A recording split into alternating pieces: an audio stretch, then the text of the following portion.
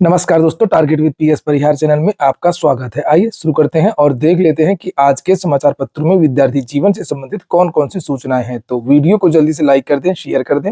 जिन छात्रों ने चैनल को अभी भी सब्सक्राइब न किया हो तो जल्दी से सब्सक्राइब कर लें ताकि आप लोगों को इसी प्रकार की ऑथेंटिक अपडेट्स सबसे पहले मिलती रहे। आगे बढ़ने से पहले एक सूचना है उन विद्यार्थियों के लिए जो विद्यार्थी बीपीएससी टीआरई 4 की तैयारी कर रहे हैं। वे सभी विद्यार्थी प्रयागराज में एक संस्था आ गई है, द ऑफिसर्स एकेडमी। यहाँ पर जाकर के ऑफलाइन कोचिंग कर सकते हैं। 23 फरवरी से यहाँ पर बैच स्टार्ट हो रहे हैं। अधिक जानकारी के लिए आपको यहाँ पे कॉन्टैक्ट नंबर दिया हुआ है, यहाँ से लोग कॉन्टैक्ट कर सकते हैं। 1 to 5 की भी कोचिंग चलेगी, 6 से 8 के लिए भी, 9 से 10 के लिए भी, 11 से 12 के लिए भी। इनका ऑफिस है आनंद भवन के पास, स्वराज भवन के जस्ट सामने, कामधेनु रेस्टोरेंट के बगल में। तो पहले टीआरई 4 की ही बात कर लेते हैं। लिखा है टीआरई 4 उच्च माध्यमिक रसायन शास्त्र में सबसे अधिक सीटों पर भर्ती होगी। लिखा है शिक्षा विभाग टीआरई 4 में 45,198 पदों पर भर्ती करेगा। पटना जिले में कम सीटें, इंटर में सबसे अधिक 16,774 पद और रसायन शास्त्र में सबसे ज्यादा 3,811 पद हैं। जैसे कि इस समाचार पत्रों के माध्यम से जानकारी दी गई थी कि टीआरई 4 का विज्ञापन अगले महीने आ जाएगा और अलग अलग पद भी बताए गए हैं। जानकारी के अनुसार लिखा प्राइमरी कक्षा 1 से 5 में 10,778 पद, मिडिल जूनियर में 8,563 पद और हाई स्कूल में कक्षा 9 और 10 में 9,083 पद और इंटर में 16,774 सीटें हैं। चौथे चरण में शिक्षा विभाग में कुल 45,198 रिक्तियां हैं। अन्य विभागों को मिलाकर के कुल 46,000 रिक्तियों पर बहाली होगी और वही विवरण यहाँ पर अलग अलग विषय के बारे में जानकारी दी गई है। और वहीं पर उत्तर प्रदेश में भी विद्यार्थी पूछ रहे थे कि सर वहां तो टीआरई 1, टीआरई 2, टीआरई 3, टीआरई 4 आ रहा है और टीआरई 5 भी आ जाएगा, लेकिन यूपी में आखिरकार टीआरई 1 कब आएगा? तो यूपी के बारे में जैसे कि मैंने यहाँ पर लिखा है, आप लोग देख सकते हैं, सरकार याची लाभ देने के मूड में नहीं है और नई भर्ती के मूड में है। और कल मैंने इसको लेकर के वीडियो भी बनाया था कि कल शिक्षा विभाग के जो आला अधिकारी हैं सभी लखनऊ गए थे और हाई कोर्ट में चूंकि 72,000 वाला मामला भी है, 69,000 वाला मामला भी है। कोर्ट याची लाभ देने के पक्ष में है क्योंकि काफी दिन से विद्यार्थी संघर्ष कर रहे हैं और इसका कोई निर्णय निकल नहीं रहा है। और लेकिन जो सरकार की जो कल मीटिंग हुई है सभी अधिकारियों की, उसमें ये निर्णय सरकार ने लिया, जो जानकारी मिली है कि कोर्ट से कहेंगे कि हम नई भर्ती देंगे लगभग 50,000 पदों पर और उस भर्ती में ये जितने भी याची हैं उनको हम छूट दे देंगे, 12 अंक वगैरह दे देंगे, उनको लाभ दे देंगे और इसको खारिज कर दिया जाए, कोई छूट न दी जाए।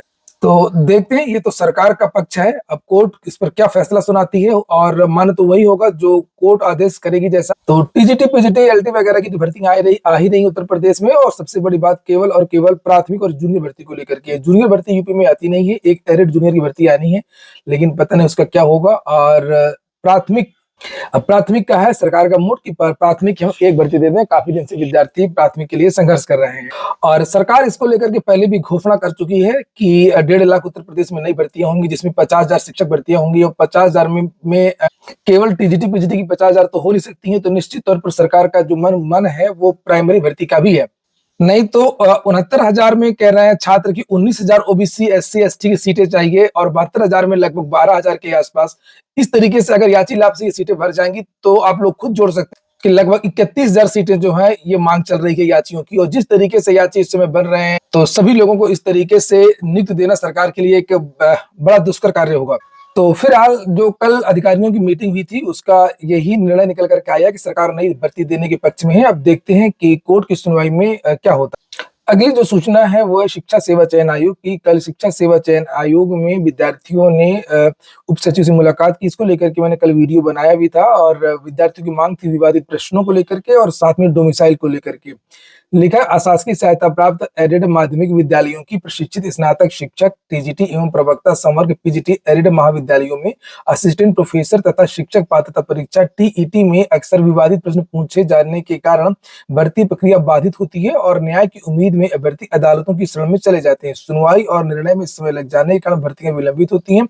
ऐसे में प्रतियोगी छात्र प्रतिनिधि मंडल के शीतला प्रसाद ओझा, दिनेश यादव ने विवादित प्रश्नों को परीक्षा में शामिल नहीं करने की मांग को लेकर के उत्तर प्रदेश शिक्षा सेवा चयन आयोग के उप सचिव संजय कुमार सिंह को ज्ञापन दिया। आयोग के अध्यक्ष को संबोधित ज्ञापन में अभ्यर्थियों ने कहा है कि परीक्षा के प्रश्न पत्र तैयार करने का कार्य ऐसे प्राध्यापकों को दिया जाए जो अनुभवी हों और जिनके तैयार किए गए प्रश्न पूर्व में विवादित न रहे हों। इस पर विशेष ध्यान दिया जाए और प्रश्नों के उत्तर में विकल्प केवल एक ही विकल्प सही हो। अभ्यर्थी आपत्तियां दर्ज कराते हैं, लेकिन उनकी आपत्तियों के अनुरूप निर्णय नहीं लिए जाने से मामला हाईकोर्ट में पहुंचता और भर्तियां पिछड़ जाती। वहीं पर कल विद्यार्थियों ने यूपी में यहाँ पर देख सकते हैं, कल की डेट पड़ी हुई है और कल की यहाँ पर ये मोहर भी लगी हुई है। ये देख सकते हैं आप लोग, ये 12 फरवरी 2026 की, और इस मोहर में भी डोमिसाइल को लेकर के बात की गई है। कल दो प्रमुख मुद्दों पर बात हुई थी, एक डोमिसाइल पर और एक गलत प्रश्नों पर। और यहाँ पर लिखा हुआ है कि सादर अवगत कराना है कि नई TGT PGT assistant professor STET में दूसरे राज्यों की तरह उत्तर प्रदेश में भी डोमिसाइल लागू हो। श्रीमान, आपको अवगत कराना चाहता हूँ कि बगल के राज्य में उत्तराखंड में डोमिसाइल लागू है।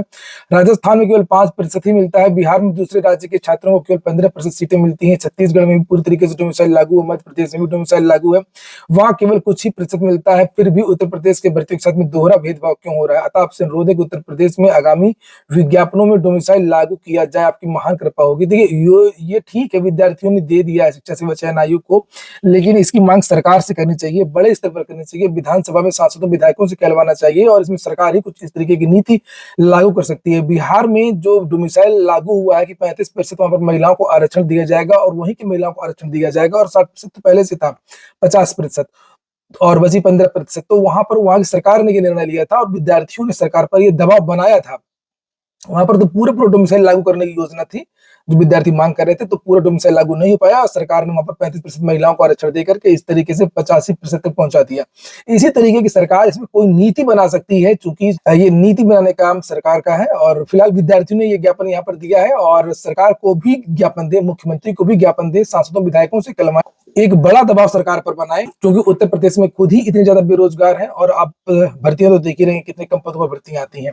डोमिसाइल के मुद्दे पर अगर आप लोग सहमत हो तो आप लोग इस वीडियो को लाइक करिए और इस वीडियो को शेयर करिए। अगली सूचना है आईटीईपी कोर्स की, जिसे आप लोग यहाँ पर देख सकते हैं। 12 फरवरी कल ये नोटिस जारी हुई थी। पूरे देश में जो प्रमुख संस्थान है, प्रमुख विश्वविद्यालय हैं, वहां से अगर आप लोगों को 12वीं के बाद में एकीकृत बीएड और स्नातक का कोर्स करना है, जिसे आईटीईपी कहते हैं, इंटीग्रेटेड टीचर एजुकेशन प्रोग्राम, ये कोर्स अब 12वीं के बाद से ही सीधे ये कोर्स होगा। और जैसे आप 3 साल का बीए बीएससी करते हैं, 2 साल का बीएड करते हैं, तो आपका 5 साल लगता है, और ये 4 साल का कोर्स होगा, जिसमें एक साथ पढ़ाई, आपको बीएड की भी डिग्री मिल जाएगी और साथ में आप लोग स्नातक भी हो जाएंगे। तो उसके लिए आवेदन शुरू हो गए हैं। इनके लिए एक एग्जाम होगा, नेशनल कॉमन एंट्रेंस टेस्ट, जिसे आप यहाँ पर देख सकते हैं, एनसीईटी 2026। 4 साल का ये देखिए लिखा हुआ है यहाँ पर, और ये प्रमुख तारीखें हैं और इसका जो एग्जाम की तारीख भी घोषित कर दी गई है 17 अप्रैल, जिसे आप लोग यहाँ पर देख सकते हैं, फ्राइडे को संभावित है। और इनकी इसका जो एग्जाम वो एनटीए लेगी और ये वेबसाइट जहाँ से आप लोग आवेदन करेंगे। बहुत सारी जानकारी दी गई है, ये नोटिस मैं अपने टेलीग्राम चैनल पर डाल दूंगा और वहां पर भी जाकर के आप लोग इसको देख सकते हैं। और कई बार समाचार पत्रों के माध्यम से भी जानकारी दी गई है कि 2030 से डीएलएड वीएलएड ये सारे कोर्स बंद हो जाएंगे और केवल आईटीईपी कोर्स ही चलेगा। यही विद्यार्थी शिक्षक बनेंगे। आईटीपी कोर्स 3 प्रकार का होगा, और यानी कि प्राथमिक के लिए अलग आईटीपी कोर्स होगा, माध्यमिक के लिए अलग होगा, जो टीजीटी पीजीटी, और जो हायर के लिए अलग होगा। और तो जो नए बच्चे हैं जो 12वीं पास किया जिन्होंने भी हाल ही में, और वो अगर शिक्षक बनना चाहते हैं तो उनके लिए ये कोर्स बेहतर होगा। लिखा है आगे यहाँ पर देख सकते हैं, 4 वर्षीय आईटीपी कोर्स में दाखिले शुरू, 10 मार्च तक भरे फॉर्म। परीक्षा 17 अप्रैल को, जो बात मैंने अभी बताई। समाचार पत्र में भी इसको लेकर के जानकारी दी गई है, दैनिक भास्कर समाचार पत्र है ये, और उसमें आगे ये जानकारी दी गई है कि 4 वर्षीय इंटीग्रेटेड टीचर एजुकेशन प्रोग्राम में दाखिले के लिए आयोजित होगी ये परीक्षा। एनटीए की ओर से जारी सूचना के अनुसार 12 वही सब बातें लिखी हुई है, कोई नई बात नहीं है। और कोई अगर दुविधा है, कुछ भी अगर पूछना है, तो यहाँ पर इनका एक टोल फ्री नंबर है, आप यहाँ से पूछ सकते। और यहाँ पर लिखा भी है कि आईटीईपी एक डुअल मेजर प्रोग्राम है, जिसमें मेजर एजुकेशन के बारे में आपको जानकारी दी जाएगी पूरे 4 साल, और दूसरा मेजर किसी अन्य विषय में जिसमें आप स्नातक हो रहे हैं। आगे की जो भर्तियां होंगी, शिक्षक भर्तियां, तो उस विषय से आप लोग आवेदन कर सके। कौन कौन सी यूनिवर्सिटी इसमें है सम्मिलित, तो यहाँ पर उन यूनिवर्सिटीज के नाम लिखे हुए हैं। Aligarh Muslim university, central university of Haryana, central university of Kashmir, central university of Kerala, IIT Kharagpur, IIT Bhubaneswar, IGNOU, Guru Nanak Dev university, Gautam Buddha university, Pondicherry university, और धीरे धीरे कुछ और भी यूनिवर्सिटी भी इसमें। और ये देख सकते हैं डॉक्टर BR अम्बेडकर यूनिवर्सिटी भी। इसमें जो विद्यार्थी 12वीं पास कर चुके हैं वो विद्यार्थी भी आवेदन कर सकते हैं, और जो विद्यार्थी 12वीं की परीक्षा दे रहे हैं किसी भी स्ट्रीम के, वे विद्यार्थी भी इसमें आवेदन कर सकते हैं। बताया ये जा रहा है कि 2030 से शिक्षक भर्ती की न्यूनतम योग्यता बदल जाएगी। 4 साल का जो एकीकृत बीएड प्रोग्राम है, जिसके लिए आवेदन मांगे गए हैं, यही शिक्षकों की योग्यता होगी। और 2027-28 तक धीरे धीरे जो डीएलएड का कोर्स है इसको समाप्त कर दिया जाए। और जो ये सत्र डीएलएड के चल रहा है यही अंतिम सत्र होगा। न्यूनतम युक्त बदलाव किया गया है और यहाँ पर देख सकते हैं लिखा हुआ है कि बहुत सारे ऐसे राज्य हैं जहां पर डीएलएड को बंद भी कर दिया गया है, जिससे आप लोग यहाँ पर देख सकते हैं धीरे धीरे बिहार सहित अन्य राज्यों में भी ये लागू हो जाए। पंचायत चुनाव लटक गए हैं और लिखा हुआ है कि राज्य सरकार की ओर से हाईकोर्ट में हलफनामा दाखिल करके कहा है कि पंचायत चुनाव कराने के लिए जरूरी ओबीसी आयोग का गठन की प्रक्रिया जारी है। हालांकि इस काम में सुस्ती और तमाम जटिल प्रक्रियाओं से लगता नहीं है कि पंचायत चुनाव समय पर हो। अन्य समाचार पत्रों में भी इसको लेकर के जानकारी दी गई है। पंचायत चुनाव पिछड़ा वर्ग आयोग की रिपोर्ट से होंगे। यूपी सरकार ने हाईकोर्ट में कहा कि चुनाव से पहले ही आयोग गठित होगा, तो यही लग रहा है कि अभी जो चुनाव है उसमें देरी होगी।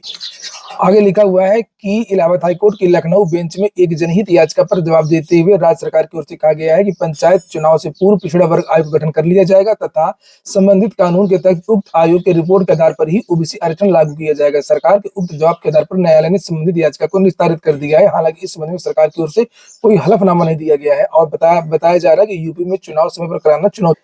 बात करते हैं कुछ नई भर्तियों की, जैसे कि मैं हमेशा से आपको नई भर्तियों के बारे में भी जानकारी देता हूं प्रत्येक वीडियो के लास्ट में।